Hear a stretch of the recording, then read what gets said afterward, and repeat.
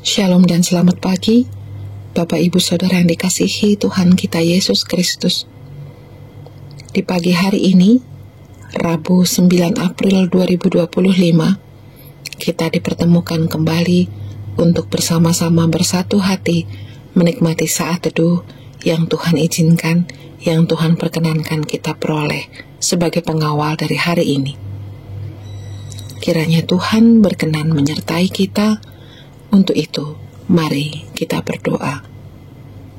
Ya Allah Bapa kami yang penuh kasih, terima kasih Bapa untuk pagi hari yang cerah yang Tuhan perkenankan dan Tuhan tambahkan ke dalam kehidupan kami. Kami berucap syukur Tuhan, di minggu kedua bulan April tahun 2025 ini, Tuhan masih perkenankan kami menghirup udara pagi. Tuhan masih perkenankan nafas mengalir dalam kehidupan kami. Dan kami yakin Tuhan pun berkenan menyiapkan hari yang baik untuk kami lalui. Bapa kami bermohon pada pagi ini, Tuhan berkenan menyertai kami, Tuhan berkenan menemani kami untuk memperoleh pengetahuan, untuk memperoleh pengajaran melalui firman Tuhan yang akan diperdengarkan kepada kami. Kiranya kami boleh membawa seluruh kehidupan kami untuk dibasuh oleh firman Tuhan. Kami mau membawa kehidupan kami untuk Tuhan perbaiki, untuk Tuhan berikan kesempurnaan bagi kami di dalam menjalani hidup kami. Terima kasih Bapa, hadirlah di tengah-tengah kami.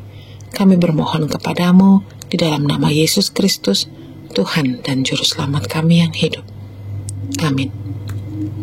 Firman Tuhan dari 1 Yohanes pasal 2 ayat 18 sampai dengan 28.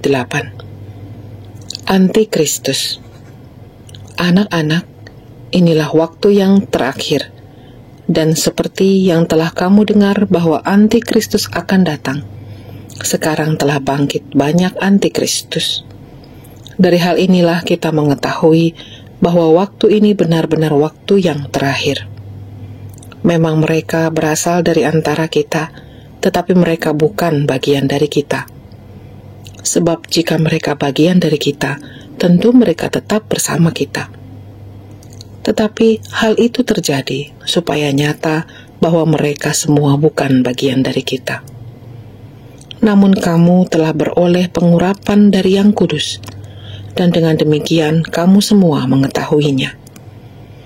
Aku menulis kepadamu, bukan karena kamu tidak mengetahui kebenaran, tetapi justru karena kamu mengetahuinya dan karena kamu juga mengetahui bahwa tidak ada dusta yang berasal dari kebenaran. Siapakah pendusta itu? Bukankah dia yang menyangkal bahwa Yesus adalah Kristus? Inilah Antikristus, yaitu dia yang menyangkal baik bapa maupun anak.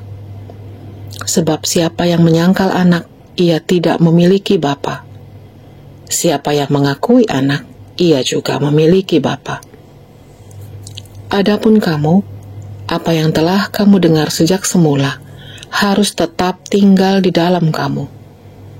Jika apa yang telah kamu dengar sejak semula itu tetap tinggal di dalam kamu, kamu akan tetap tinggal di dalam anak dan di dalam Bapa. Inilah janji yang telah dijanjikannya sendiri kepada kita, yaitu hidup yang kekal. Kutulis kepadamu semua itu mengenai orang-orang yang berusaha menyesatkan kamu. Sebab di dalam diri kamu tetap ada pengurapan yang telah kamu terima dari Dia. Karena itu, kamu tidak perlu diajar oleh orang. Tetapi, sebagaimana pengurapannya mengajar kamu tentang segala sesuatu, dan pengajaran itu benar, bukan dusta, dan sebagaimana pengurapan itu telah mengajar kamu, demikianlah hendaknya kamu tetap tinggal di dalam Dia. Amin. Waspadailah penipuan, kanandai tu pak pakena. Apa yang terbersit di benak kita tatkala mendengar kata Antikristus? Mungkin yang terbayang adalah adanya orang-orang yang berlaku kejam terhadap umat Kristen. Barangkali yang kita ingat adalah penganiayaan dan penghambatan terhadap para pengikut Kristus. Ingatan dan bayangan yang demikian tentu tidak keliru.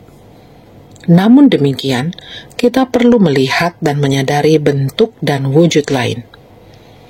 Sebutan anti-Kristus tidak hanya menunjuk kepada orang yang menentang Kristus. Kata anti dalam bahasa Yunani memang arti dasarnya adalah melawan atau menentang. Tetapi kata itu juga bisa berarti di tempat. Jadi anti-Kristus bisa berarti di tempat Kristus atau mengambil tempat Kristus. Sebutan anti-Kristus hanya digunakan oleh penulis surat Yohanes di dalam 1 dan 2 Yohanes. Meski demikian, apa yang dimaksudkan dalam sebutan atau istilah itu muncul pada bagian kitab lain dengan sebutan yang berbeda. Misalnya sebutan pembinasa keji di dalam Markus pasal 13 ayat 14. Mesias palsu di dalam Matius pasal 24 ayat 24. Seekor binatang di dalam Wahyu pasal 13 ayat 1. Di tengah kehidupan orang Kristen yang disapa penulis surat Yohanes sebagai anak, kadang tersebar ajaran yang menyangkal kealahan Yesus dan menolak sebutan Bapa untuk Allah. Ada anggota jemaat yang memisahkan diri dan sedang memalsukan pengajaran tentang Kristus atau mengembangkan kristologi yang salah atau palsu. Mereka itulah yang mesti diwaspadai. Bagaimana membedakan yang palsu dan yang asli? Yang paling mungkin adalah dengan melihat apa yang terjadi dengannya ketika digunakan atau ketika sesuatu itu berada dan bergerak dalam konteks tertentu. Seperti atom asli dan kaca yang tidak asli akan ketahuan kalau digunakan, terutama kalau ia dibenturkan dengan benda keras. Yang asli pasti lebih tahan. Kalaupun keduanya pecah, pasti bentuk pecahannya berbeda. Jelaslah bahwa pengamatan sepintas dengan mata kepala tidak bisa sampai pada menyimpulkan mana gelas yang asli. Kita gampang tertipu dengan pengamatan sepintas. Tertipu dalam hal-hal yang sepele tentu tidak berakibat fatal, tetapi dalam perkara iman sangatlah fatal. Karena itu, waspadalah. Yang palsu dan yang menyesatkan boleh jadi adalah mereka yang seolah-olah bagian dari kita, padahal bukan. Amin. Dalam tenangnya pagi ini, Bapa, kami membawa kehidupan kami dan mengucap syukur atasnya. Atas setiap berkat yang Tuhan perkenankan, kami kecap sebagai bentuk kasih Tuhan yang tidak bersyarat kepada kami. Dari hari ke hari, Tuhan pun berkenan kami jumpai melalui pembacaan atau pendengaran akan firman-Mu. Begitu banyak kemudahan dan fasilitas yang tersedia bagi kami untuk dapat terus terhubung dengan kebenaran firman-Mu. Dari semuanya itu, Bapa, kiranya kami tetap waspada dan cakap di dalam menjaga iman kami, agar terhindar dari penipuan-penipuan yang dapat menjerumuskan kami dan menjauhkan kami dari kasih-Mu. Bermohon kami secara khusus ya Tuhan Yesus, di dalam perjalanan iman kami memaknai minggu-minggu Prapaskah, sampai nanti tiba harinya, kami mengingat rayakan kebangkitan-Mu mengalahkan kematian.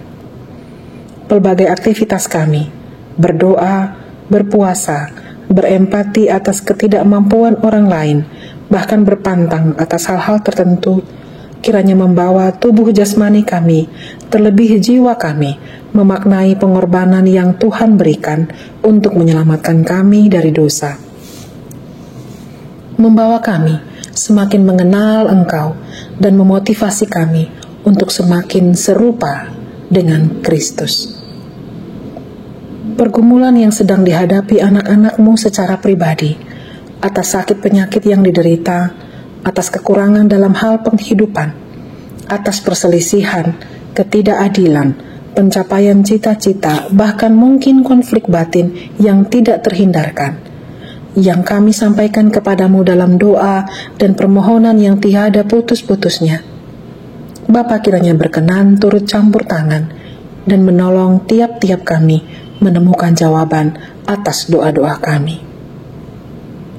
Pergumulan yang dialami dalam hidup berjemaat, berorganisasi, di dalam kepanitiaan, kiranya Tuhan berkenan turut bekerja menggerakkan kami semua bahu-membahu mengatasi kendala yang sementara dihadapi.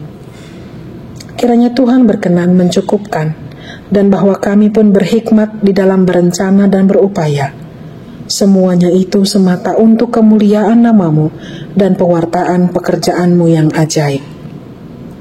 Terima kasih Bapa atas karunia kesehatan, pertambahan usia, nikmat-nikmat yang Tuhan tambahkan dalam hidup kami. Dan mohon pengampunan-Mu atas dosa dan kesalahan kami yang melanggar kehendak dan perintah-Mu. Terima kasih Bapa, di dalam nama Yesus Kristus, Juru Selamat, penebus dosa kami berdoa dan bermohon kepadamu. Amin. Bapak, Ibu, dan Saudara yang dikasihi Tuhan kita Yesus Kristus, demikian perjumpaan kita pagi hari ini bersama Gereja Toraja Jemaat Bogor melalui Renungan Harian Toraya, edisi Rabu 9 April 2025. Tetaplah tinggal di dalam Anak, tetaplah tinggal di dalam Bapa, dan mari bersama-sama waspada agar jangan sampai kita tertipu di dalam perkara iman yang berakibat sangat fatal. Selamat menjalani hari ini, Tuhan memberkati.